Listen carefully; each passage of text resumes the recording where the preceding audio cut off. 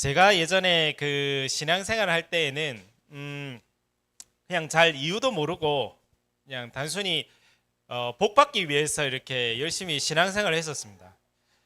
대부분 우리 예전에 생각들 다 똑같잖아요. 교회 다니면은 뭐 잘 되는 줄 알고 복 받는다 하니까 많은 사람들이 신앙생활을 그렇게 시작하거든요. 이렇게 기복 신앙이죠. 그래서 저도 처음에는 이렇게 예수 믿으면은 또 예수 잘 믿고 또 예배 잘 드리고 이러면 하나님이 복 주시지 않겠나, 막연한 그런 생각 속에 신앙생활을 그냥 모르고 그냥 열심히 했습니다. 이렇게 하면은 그냥 복 받는 줄 알고 또 잘 되는 줄 알고 그렇게 열심히 했었죠. 그런데 이제 실상은 이게 예배는 드리고 복음을 듣고 이렇게 말씀을 듣고 하는데,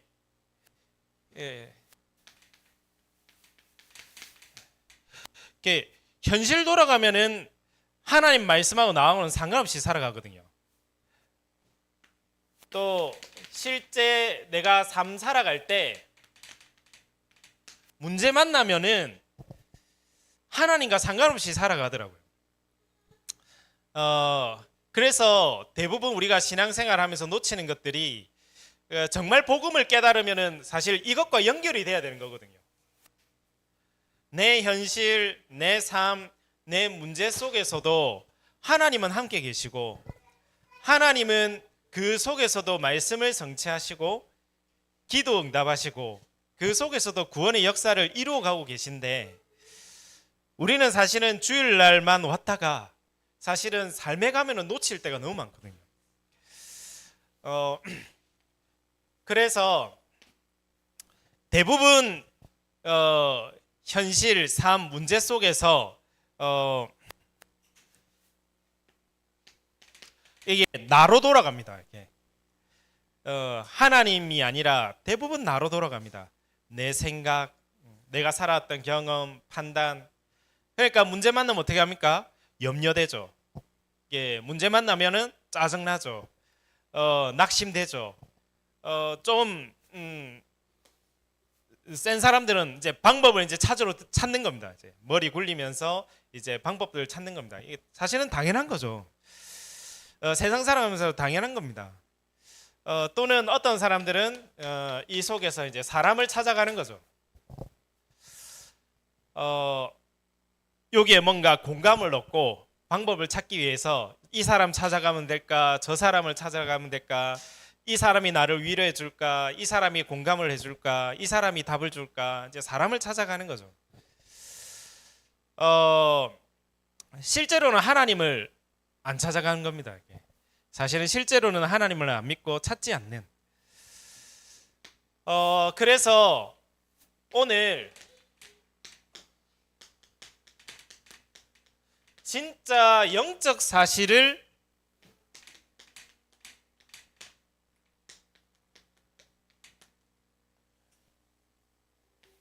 누리는 한 사람만 있으면은 가정 살릴 수 있습니다. 영적 사실을 진짜 알고 누리는 한 사람이 있으면은 자녀도 살릴 수 있습니다. 영적 사실을 누리는 한 사람만 있으면은 내가 있는 이 현장도 바꾸고 살릴 수 있습니다. 이 말은 현실을 다 무시해라 이 말이 아닙니다. 그렇죠? 성경 속에 있었던 응답받은 사람들이 그 현실과 문제 속에서 이걸 누린 겁니다. 현실의 문제도 있지만은 영적인 사실도 분명히 있거든요. 그렇기 때문에 이 사실을 누린 겁니다. 그래서 저도 어느 날 발견하게 된 겁니다. 왜 나에게 이런 문제가 왔고 우리 가정에는 왜 이런 문제가 왔고, 그 속에서 이 영적 사실이 발견됐는데 영적 문제라는 게 있다라는 게 발견이 되는 거죠. 나와 우리 가정에, 우리 가문에, 나뿐만 아니라 또 다른 사람에게도 영적인 문제라는 게 있구나. 우리는 당장에 드러난 문제에만 자꾸 생각을 하는데 그 드러난 문제 이전에는 이미 숨은 문제가 있고, 숨은 문제라는 게 우리가 살아오면서 받았던 상처, 뭐 스트레스, 환경 속에 일어난 문제들, 또 가정 가문의 배경, 그 수분 문제 속에 올 수밖에 없는 문제였더라고요. 근데 알고 봤더니 근본적인 영적인 문제가 하나님을 내가 잘 모르고 있고 하나님을 떠난 상태였던 거예요. 그러니 눈에 보이지 않게 이 영적 존재에게 잡힐 수밖에 없는 거죠. 이번에 광주에서 아무 이유 없이 여고생을 죽이는 사건이 일어났잖아요. 당연히 올 수밖에 없는 문제거든요. 예, 근본 문제가 있는 거죠. 이렇게 그 사람 분명히 아마 살아오면서 개인에게 나름 다른 사람 말 못할 상처들이 있을 겁니다. 그리고 그 속에 받았던 개인의 그 가정 가문을 타고 온 영적 문제 분명히 있을 겁니다. 근데 가장 근본적인 거는 그 사람은 하나님 모르는 사람이고 하나님 떠난 존재일 거야 아마. 그러니 자기도 잡힌 줄도 모르고 잡혀가지고 그 했을 거거든요. 그러니까 날마다 이게 죄와 저주와 재앙이 올 수밖에 없는 겁니다. 그래서 앞으로 뭐 마약 문제, 중독, 정신병, 자살 문제 많아질 수밖에 없는 이유가 이 문제는 학교에서 해결해 줄 수 없거든요. 이 문제는 공부를 잘한다고 해서 해결 안 되거든요. 이 문제는 돈을 많이 번다고 해서 해결되는 문제가 아니거든요. 이 문제만큼은 하나님만이 해결하실 수 있고 그 인생에 하나님의 은혜가 임해야 되고 이 부분들이 깨달아지고 믿어져야 가능한 거거든요. 그래서 앞으로는 영적 문제가 점점 더 심해질 겁니다. 그렇죠? 그렇기 때문에 하나님은 우리를 앞서 부르신 것입니다. 우리를 먼저 부르셔서 앞으로 이 문제가 더 심각할 거니까 그 사람이 진짜 하나님을 믿는다면 그런 짓을 안 하거든요. 그렇죠? 사람 죽이고 이런 짓을 할 수 없거든요. 진짜 하나님 살아계신 믿으면. 그냥 앞으로 영적 문제가 점점 심해지는 겁니다. 그 속에서 하나님이 우리에게 준 축복이 발견되는 거죠. 이 문제는 우리의 힘으로 해결할 수 없으니 하나님께서 그리스도를 보내주신 것이구나. 우리의 힘으로는, 우리의 능력으로는, 우리의 방법으로는, 노력으로는 해결할 수 없으니 하나님이 우리에게 은혜를 주신 거구나. 그 은혜가 이 그리스도구나. 그래서 그리스도는 하나님 만나는 길을 열어오셨습니다. 그리스도는 우리도 모르게 나도 모르게 이 속이는 이 사단의 권세, 운명을 깨뜨리러 오셨습니다. 그리스도는 모든 죄와 저주 재앙을 해방시키러 오신 것입니다. 그렇죠? 이 사실을 알고 믿고 구주로 영접하면은 하나님의 자녀가 되는 것이죠. 하나님의 자녀가 되면은 그 안에 바울은 이런 고백을 했습니다. 그리스도 안에 모든 지혜, 지식, 보화가 감추어져 있느니라. 그 안에 어마어마한 축복들이 따라오는 것이죠.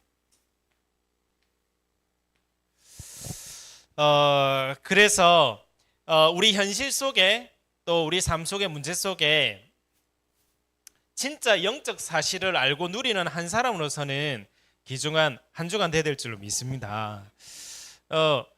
잘못하면은 자꾸 뭐로 돌아가면 나로 돌아가고 사람으로 돌아가고 세상으로 돌아가거든요. 이거를 무시하라는 얘기가 아니라 이것도 있지만은 이 영적 사실도 있거든요. 그래서 영적 사실을 누리는 사람이 결국은 이 부분들을 다 바꾼 거거든요. 그래서 오늘 본문 내용을 보겠습니다. 오늘 본문에 여러 가지 문제들이 왔죠. 오늘 현실의 문제들이 왔습니다. 어떤 문제냐 하니까 예수님이 제자들에게 이제 얘기를 한 겁니다. 뭘 얘기했느냐? 이제 나는 십자가 지게 될 것이다. 그리고 부활하게 될 것이다. 이걸 오늘 제자들에게 얘기를 하는 겁니다. 야, 그러면은 이게 정말 중요한 메시지가 전달되는데 굉장히 묵상해보고 이렇게 물어보고 이렇게 이게 해야 되는데 오늘 제자들의 반응이 나오죠. 반응이 뭐냐? 매우 근심하였더라. 왜 그럴까요? 이유가 있겠죠. 왜 근심했을까요? 아마 이런 생각 들었을 것 같아요. 내가 모든 인생을 걸고 3년 반 동안 모든 것 그 내가 하던 어부 직업 다 때려치우고 내가 예수님을 그렇게 3년 반 동안 쫓아다녔는데 뭐 예수님이 죽는다고? 이 억장이 무너지는 소리였겠죠. 예수님 따라다니면은 오병이어 기적도 일어나고 의식주도 해결되고 하니까 예수님만 따라가면 되겠다 요 생각하고 있었는데 예수님만 따라가면 내 문제 다 해결되겠구나. 먹는 문제, 입는 문제, 자는 거 다 해결되겠구나. 또 예수님이 가는 곳마다 병든 사람 치유해주고 막 기적 일으키니까 예수님만 따라가면 내가 뭔가 이제 한 자리하고 성공할 수 있겠구나. 많은 무리들 쫓아다니면서 막 예수님을 높이니까 예수님 따라가면 내 문제 의식도 다 해결되고 내 인생 성공할 수 있겠구나, 필 수 있겠구나 이렇게 생각했겠죠. 그런데 갑자기 예수님이 죽는다고 얘기하니까 근심이 되는 거죠. 당장 그 말 듣고 어디로 돌아갔느냐? 현실로 돌아간 겁니다. 예수님 죽으면 이제 나 어떻게 하지? 나 인생을 청춘을 걸고 예수님 따라왔는데 예수님 죽으면 나 어떡하나? 나는 이제 뭐 먹고 사나? 나는 이제 어떻게 나 성공 못하나? 뭐 이런 현실적인 문제에 딱 잡혔겠죠. 하나님이 온 일을 구한 시대적인 메시지를 하는데 제자들은 근심에 딱 빠진 겁니다. 현실 문제 속에. 이게 사실상 우리의 상태인 거죠. 현실 문제에 딱 잡혀 있는 겁니다. 그런 가운데 오늘 또 보니까 성전세를 내는 사람이 오늘 얘기하죠. 아니 왜 너희 스승은 베드로에게 얘기한 겁니까? 너희 스승은 왜 성전세를 안 내냐? 이거는 유대인들의 의무였거든요. 유대인들의 의무 세금은 따로 이 성전에 내는 세금이 있었습니다. 그래서 남자는 1년에 반세겔, 지금 말을 하면 한 1년에 20에서 30만 원 정도 돈이죠. 1년마다 이걸 내야 될 의무가 있는 건데 아직 안 내고 있는 거죠. 오늘 베드로에게 물어본 겁니다. 왜 너희는 왜 성전세를 안 내냐? 사실상 베드로는 이 성전세를 낼 능력도 없습니다. 단돈 20만 원, 30만 원도 없습니다. 무능한 상태죠. 사실상 힘이 없습니다. 그 현장을 바꿀 수 있는 힘도 없습니다.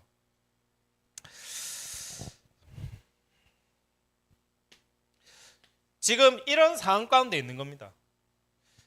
잘못하면 우리도 이럴 수 있거든요. 나의 현실 속에 또 내 삶 속의 문제 속에 나도 모르게 여기에 잡혀가지고 또 이 무능 속에 들어갈 수 있거든요.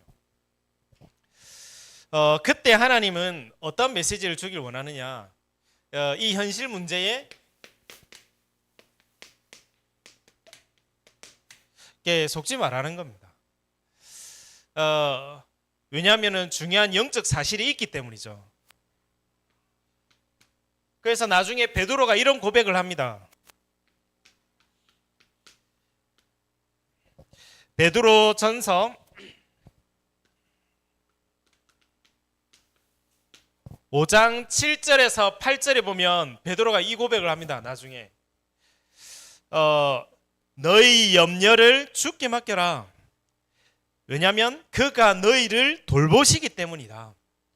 또 근신하라 깨어라. 너희 대적 마귀가 우는 사자같이 두루다니며 삼킬 자를 찾나니.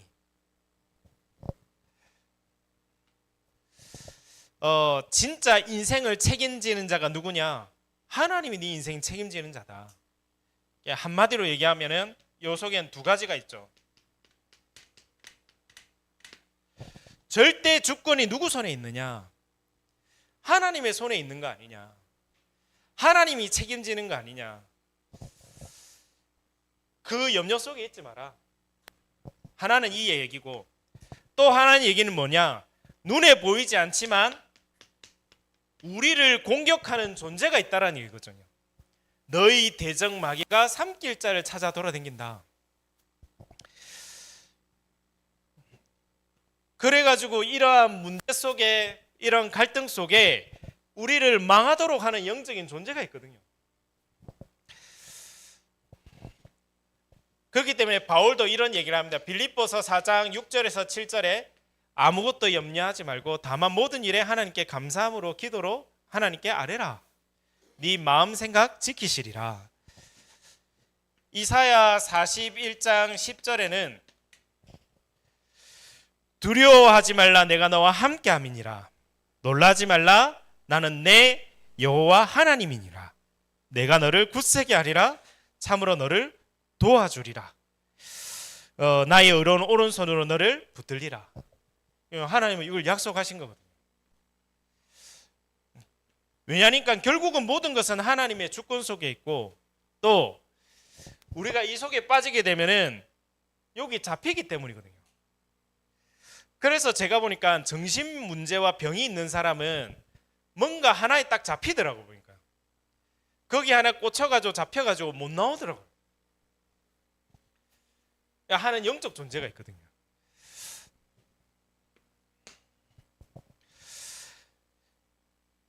오늘 이 현실 문제 속에서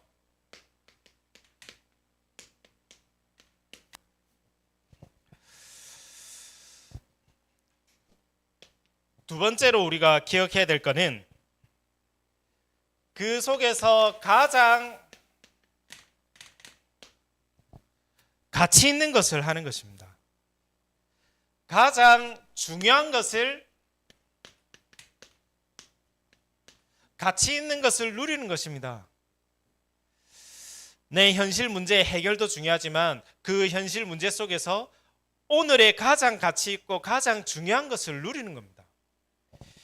이것이 믿음의 사람들이 응답받은 이유입니다. 성경 속에 요셉도 그렇고 다윗도 그렇고 현실 속에, 삶 속에, 문제 속에 많습니다. 없는 게 아닙니다. 예수 믿는다고 문제 없는 게 아닙니다. 그렇죠? 예수 믿으면 다 천국인 줄 아는데 아니라니까요. 교회 안에 문제가 더 많습니다. 그렇죠? 교회 안에 싸움이 더 많다니까요. 영적인 사실 모르면은 교회 안에 더 싸우고 갈등 생기고 분쟁이 더 많다니까요. 그런데 영적 사실을 알면은 그게 전부 축복이 되고 증거가 되고 응답이 되는 거거든요. 그래서 속지 않았습니다. 첫째는. 그리고 두 번째는 그 속에서 가장 가치 있는 것을 누린 겁니다. 그래서 오늘 본문에 감사하게도 베드로 옆에 누가 계셨느냐? 그리스도께서 함께 하셨거든요. 하나님이 함께 하셨거든요.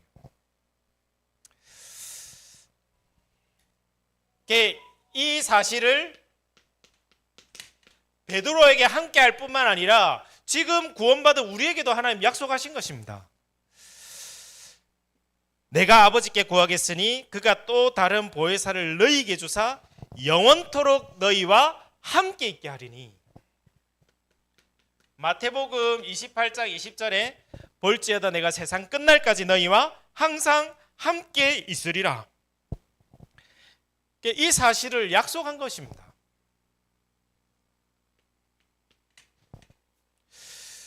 그리고 오늘 베드로에게, 이런 현실 문제 속에 있는 베드로에게 하나님은 함께 하실 뿐만 아니라 성취될 말씀을 주시는 거죠. 하나님은 정치인이 아닙니다. 그렇죠? 아무 공약이나 표되는 공약 얘기하는 사람이 아니라 성취될 말씀을 주시는 하나님이시거든요. 그래서 베드로에게 오늘 말씀하시냐, 너는 바다로 가서 낚시를 해서 물고기를 잡아라. 그 물고기 입속에 한세길이 있을 것이다. 그거를 나와 너를 위해서 그 실족지 않게 그 성전세를 내라 이 얘기하죠. 그 말씀 따라갔더니 그대로 성취가 된 것입니다. 그래서 내 있는 문제 해결하기 이전에 우리는 이 속으로 들어가는 것입니다. 그래서 증거를 몇 명을 들자면 여기에 대한 증인들이 있죠. 우리가 잘 아는 요셉입니다. 창세기 45장 1절에서 5절. 요셉은 자기에게 온 문제가 문제 아니었습니다. 요셉은 자기에게 온 응답 아니었습니다. 처음부터 끝까지 뭘 누렸느냐? 하나님이 나와 함께 계신다. 하나님은 나와 함께 계시고 하나님은 우리 가정 가문에 주신 그 말씀을 이루신다. 그래서 형들에게 그 얘기를 한 겁니다. 형들이여, 나를 판 걸로 인해서 한탄하거나 근심하지 마소서. 하나님이 앞서 이곳을 살리기 위해 나를 앞서 보내셨나이다. 그 현실의 문제 속에, 가정의 어려움 속에, 또 노예의 그 누명 쓰는 그 속에서 현실 문제 해결하기 전에 가장 가치 있는 것을 누렸습니다. 어떻게 형들이 나한테 저럴 수 있지? 나 왜 이렇게 외로울까? 아무도 내 말을 알아듣지 않네. 억울하다. 너무 누명 써서 난 너무 억울하다. 아무도 내 마음을 알아주지 않네. 요셉은 그러지 않았습니다. 그 현실 문제 속에서 영적인 사실을 누린 겁니다. 하나님은 살아계신다. 하나님의 절대 주권 속에 있다. 이 문제 때문에 나는 사단에게 속지 않는다. 하나님은 함께 계시고 하나님은 우리에게 주신 말씀을 성취하실 것이다. 너는 복의 근원이 될 것이다. 그 응답을 누리기 위해서 나를 이곳에 가게 하시는 것이다. 이 속에서 나는 하나님의 언약과 축복을 찾아낼 것이다. 그러니까 가장 가치 있는 것을 누린 겁니다. 사람들이 욕하고 모욕하고 왕따시키고 거기에 잡힌 게 아니라, 그러니까 잘못하면 거기에 잡히거든요. 거기에 꽂혀가지고 잡혀가지고는 평생을 그 문제 해결하러 쫓아다니는 사람이 있거든요. 그러니까 사울왕이 그랬잖아요. 그렇죠? 평생이 여자들이 한 말 꽂혀가지고는 다윗 저거 죽여야 된다. 평생 동안 자기가 왕인데도 불구하고 평생의 그 피해의식입니까? 하여튼 거기에 꽂혀가지고는 평생 다윗 죽이러 가는 거예요. 그러니까 나라가 어떻게 되겠습니까? 그러니까 나라가 제대로 될 수가 없는 거죠. 왕 자체가 지금 정신 문제가 와 있는데 나라가 제대로 돌아갈 수가 없는 거죠. 그 속에서, 현실 문제 속에서 가장 가치 있고 중요한 것을 누린 것이 요셉입니다. 그리고 또 사무엘상 3장 1절에서 19절.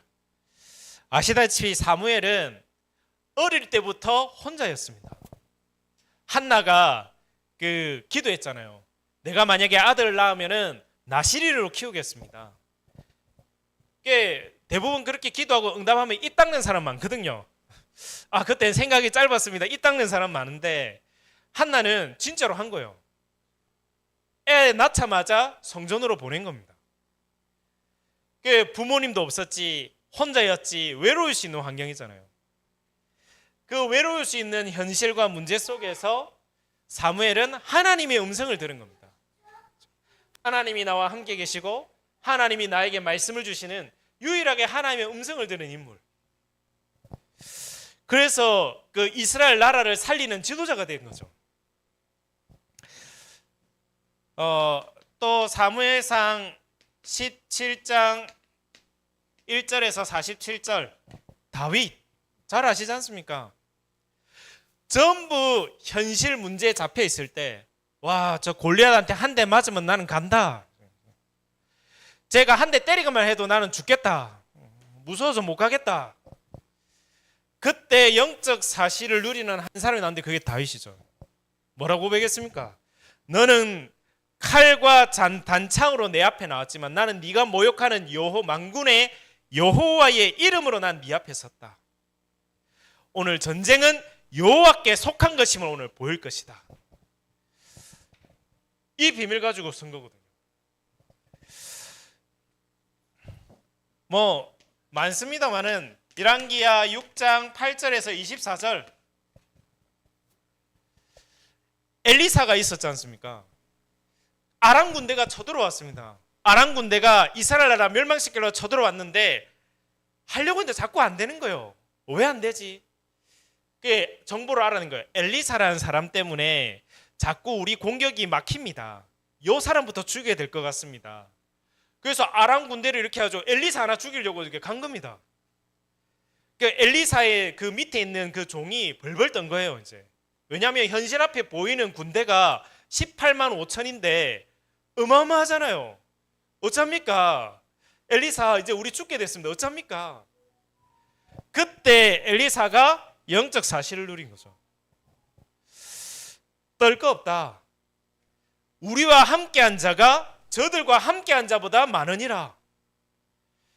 하나님 자녀에는 천군 천사가 함께하는데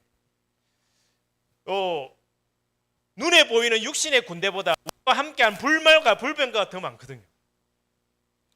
싸우지 않고 이깁니다. 영적 사실을 실제로 누리는 거죠. 기도를 통해서 나에게 주신 언약과 축복을 통해 실제로 누리는 거죠. 한 사람만 더 얘기하자면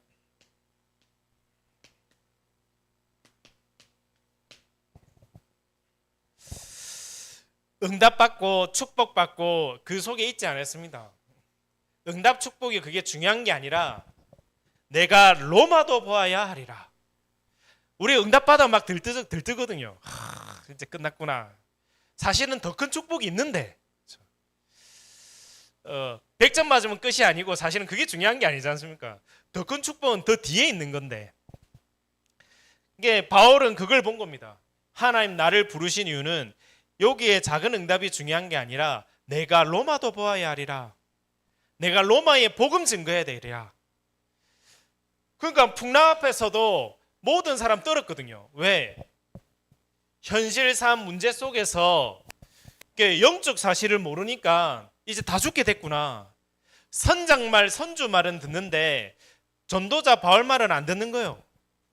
그래서 이제 벌벌 떠는 거죠. 이제 끝났구나. 풍랑 속에서 이제는 다 죽게 됐구나. 그때 바울은 하나님의 음성을 듣습니다. 바울아 두려워하지 말라. 네가 가이사 앞에 서야 하겠고 너와 함께한 자를 너에게 다 붙여주었노니. 이 비밀 가지고 가장 중요하고 가치 있는 것을 내 현실 속에서 오늘 속에서 누리는 겁니다. 문제 속에서 누리는 것입니다.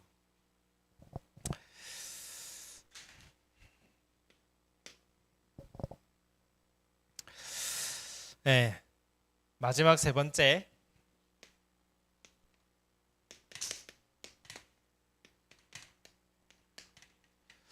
우리의 현실과 문제입니다. 그 현실 문제 속에는 현실을 넘어서 하나님은 미래를 준비하시려고 하는 것입니다. 오늘 베드로에게 왜 문제가 왔습니까? 오늘 베드로가 있는데 오늘 베드로가 아시다시피 마태복음 16장에는 신앙 고백한 사람입니다. 주는 그리스도시요 살아계신 하나님의 아들이십니다. 예수님 너무 기뻐하시고 바요나 시몬아 네가 복이 있도다. 엄청난 축복을 받았습니다. 신앙 고백할 뿐만 아니라 마태복음 17장에서는 변화산에서 예수님의 얼굴이 해같이 변하고 모세가 나왔다 엘리야가 나왔다 사라지고 오직 예수만 남는 그 신비한 체험도 한 사람입니다. 쉽게 말하면 복음을 고백하고 복음을 체험한 사람이라니까요. 그런데 그렇게 실컷 고백하고 체험했는데도 이 베드로 현실 문제 딱 만나니까 또 오늘 낙심하고 고민하고 근심에 빠진 거죠. 또 거기에 빠져 문제에 빠진 거죠. 아이고 어떡하나 이제 내 인생 끝났나? 나 이제 망했나? 나 어찌 살지? 이 베드로 여기에 빠진 거죠. 그래서 하나님은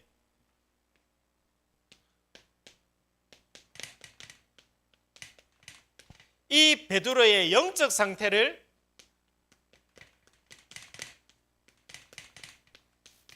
이 바꾸는 시간을 주시는 겁니다. 계속해서 바꾸는 겁니다. 왜? 앞으로 미래를 두고 오늘 이걸 준 거거든요. 나는 이제 가게 될 거지만 이제 남아서 이 복음을 증거해야 될 사람이 누구냐? 차세대의 주역이 누구냐? 베드로 너니까. 베드로가 앞으로 네가 미래를 바꾸고 살려야 되니까 그 미래를 놓고 오늘 준비하는 작업이거든요. 우리 현실의 문제인 것 같지만은 하나님은 미래를 두고 우리를 준비시키는 줄로 믿습니다. 미래를 두고 지금 준비를 시키는 거거든요. 베드로 앞으로 이제 베드로가 복음 증거해야 되니까.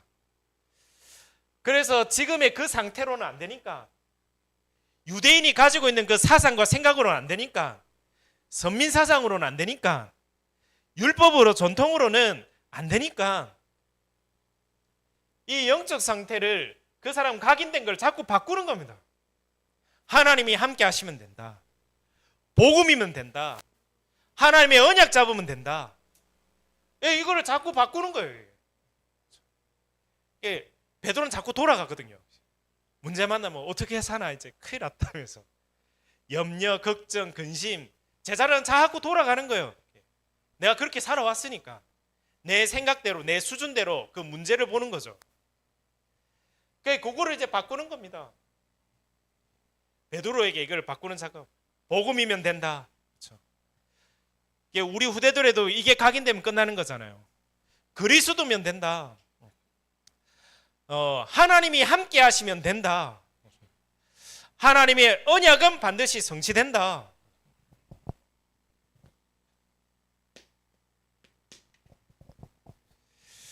미래를 두고 이걸 계속하고 있는 겁니다. 공생의 3년 반 동안 예수님이 하시는 것은 자꾸 이거거든요. 이게 제자들을 바꾸는 겁니다. 가나안 땅에 바로 들어갈 수 있는데 40년 동안 뺑뺑이 돌린 이유는 이거를 준비를 시키는 거예요. 미래를 준비를 시키는 겁니다. 너희 민족은 그냥 민족이 아니다. 그래서 가나안 들어갈 준비를 시키는 거다. 특공대는 아무나 하는 게 아니거든요. 그렇죠? 야, 네 오늘부터 특공대 해. 특공대 못 한다니까요. 특공대는 몇 년 전부터 훈련을 시켜야 된다니까요. 몇 년 전부터 딱 데리고 와가지고는 특공대 될 준비를 시켜야 된다니까요. 그래야 특공대가 될 수 있는 거지. 그러니까 이제 3년 반 동안 이제는 이 베드로를 훈련을 시키는 겁니다. 하나님이 지금 우리가 가장 귀중한 미래를 준비시키는 시간인 줄로 믿습니다. 그래서 결국은 뭐냐? 증인 세우려고 하는 거죠.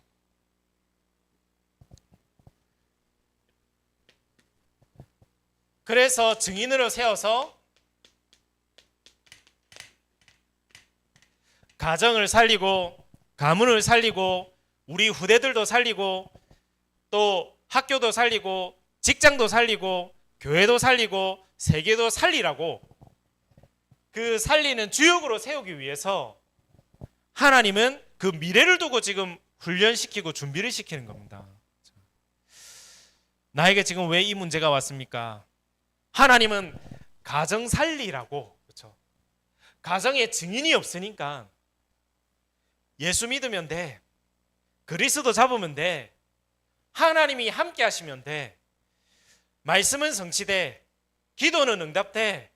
하나님은 구원 사역을 이루고 계셔. 이 증인이 없으니까 이 살리는 주역으로. 그래서 나중에 베드로가 이 고백하죠. 베드로전서 2장 9절에 아시다시피 쭉 바뀌잖아요. 사도행전 3장에는 안전뱅이에게 이 먹을 거 입을 거 걱정하던 베드로가 나중에는 완전 바뀌잖아요. 은과 금은 내게 없거니와 나사렛 예수 이름으로 일어나 걸어라. 법정 앞에서는 다른 이로서는 구원받을 수 없나니 천하 사람 중에 구원받을 이름을 주신 적이 없다. 그래서 베드로전서 2장 9절에 이 얘기를 하죠. 너희는 택하신 족속이요 왕 같은 제사장이요 거룩한 나라요 그의 소유가 된 백성이니 너희들을 어두운 데서 불러내어 그의 기이한 빛에 들어가게 하신 이의 아름다운 덕을 선포하게 하려 하심이라. 베드로 전서 후서는 사실 베드로의 인생 고백의 결론 아닙니까? 인생 살아보니까 이 결론이 딱 나오는 거예요. 아, 하나님이 이 미래를 두고 나를 택하셨구나. 그것도 그냥이 아니라 왕 같은 제사장으로. 나는 하나님의 소유가 된 백성이구나. 그래서 나는 염려하거나 근심할 필요가 없구나. 옛날에 모를 때는 늘 근심하고 염려하고 걱정하고 고민하고 문제의 현실 속에 잡히고 쏟고 갈등하고 싸우고 막 이랬었는데 베드로가 급하잖아요, 그렇죠? 성질 급하고 막 이러니까 확 했었었는데 지나고 나니까 이제 이걸 보고 불신자 말로 이제 철들다는 것이고 깨달은 거예요. 이 영적 사실을 깨달은 거예요. 그렇구나. 내가 받은 축복이 엄청 크구나. 이 빛을 선포하기 위해서 나를 앞서 부르신 거구나. 이 비밀들이 발견된 것입니다. 이번 한 주간 동안 우리 현실 속에 그리고 삶 속에 또 문제 속에 첫 번째는 속지 마라. 하나님의 절대 주권 속에 있다. 그리고 중요한 것은 그 문제 속에 속이는 존재가 있다. 평생 우리가 하나의 사건 때문에 상처, 트라우마 있으면은 그 문제가 평생을 간다니까요. 잡혀가지고. 속지 마라. 하나님 살아계신다. 그리고 현실 문제 속에 두 번째, 오늘 가장 가치 있는 것을 붙잡아라. 그 가치 있는 것을 누려라. 지금 나에게 현실의 문제인 것 같지만 문제가 아니라 지금은 내가 미래를 준비하는 시간표다. 그 속에 하나님 나를 부르신 것이다. 그래서 마지막 결론입니다. 그래서 결론으로 그렇다면 이 말씀을 시편 119편의 11절에 이런 말이 있죠.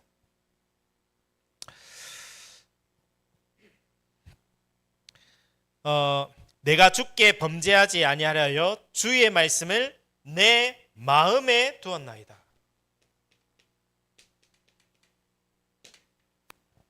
우리 마음속에 하나님의 말씀이 담기면 그때부터 말씀은 성취되는 시작일 줄 믿습니다.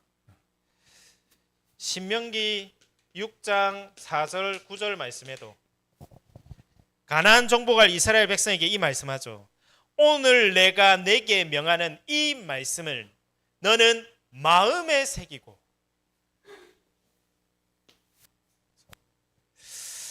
그래서 우리가 예배 드리는 이유, 그래서 우리가 묵상하는 이유, 기도하는 이유가 뭡니까? 여기다가 담는 겁니다. 그래서 눈 뜨면은 기도하고, 그렇죠? 기도하는 이유가 그 속에 있는 겁니다. 마음에 담겨야 되는 거거든요. 그래서 이 증인이 창세기 37장 11절 형들은 요셉 말을 다 잊었는데 야곱은 그 말을 간직해 두었더라. 그렇죠? 어디다 간직했겠습니까? 마음에 간직해 두었더라. 지금 우리 속에 뭐가 담겨 있느냐가 그게 응답이 되는 것이죠. 그래서 그리고 두 번째 꼭 기억해야 될 것은 우리의 모든 현실, 삶, 문제는 전부 뭐냐? 걸림돌이 아니라 전부 발판입니다. 우리에게 하나님 주신 발판입니다. 그래서 이번 한 주간 동안에도 우리 있는 현실 속에 정말 그리스도를 체험하고 누리는 증인 될 줄로 믿습니다. 그래서 기도는 두 가지거든요.